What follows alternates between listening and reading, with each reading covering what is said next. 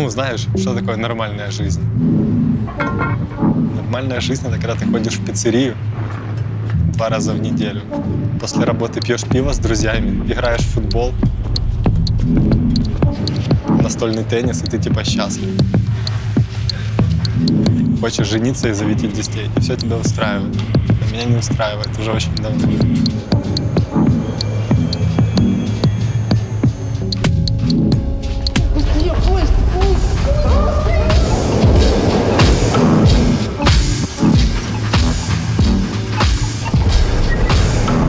Uncomfortable.